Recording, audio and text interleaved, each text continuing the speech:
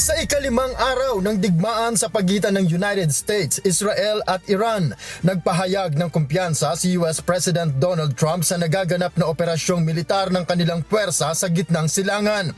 Ginawa ni Trump ang pahayag habang kaharap ang mga technology executives sa White House, kung saan tinanong siya kung paano niya i-rate ang nagaganap na digmaan laban sa Iran. Very important, and we're doing very well on the war front, to put it mildly, I would say. Somebody said, on a scale of 10, where would you rate it? I said about a 15. And we're going to continue to do well. We have the greatest military in the world by far. Ayon sa Pangulo, malaki na umano ang naidudulot na pinsala ng mga pag-atake ng US at Israel sa militar at pamunuan ng Iran.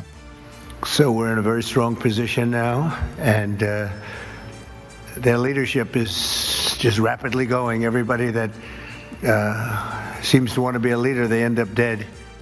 Kasabay nito, inihayag din ni Trump na mabilis na napipinsala ang mga ballistic missiles capability ng Iran dahil sa sunod-sunod na pag-atake ng US at mga kaalyado nito. Samantala, patuloy namang lumalawak ang sagupaan sa rehiyon matapos lumubog ang isang Iranian warship matapos targetin ng US submarine, habang may mga naiulat din na pagsabog sa ilang bahagi ng Middle East. Iginiit din ni Trump na kailangang ipagpatuloy ang operasyon dahil sa banta na makakuha ng nuclear weapon ang Iran.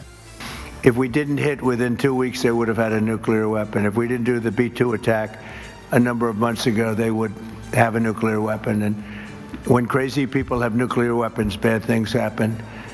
So we're in very good shape now. I want to let you know that, and we will continue forward.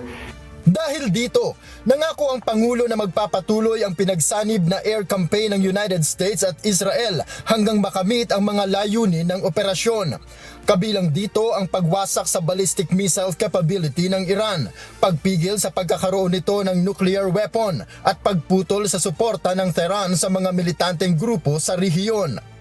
Sa kabila ng mga pahayag na tagumpay mula sa White House, nananatili namang matindi ang pangamba ng international community na maaaring lumala pa ang digmaan at magdulot ng mas malawak na destabilization sa Middle East.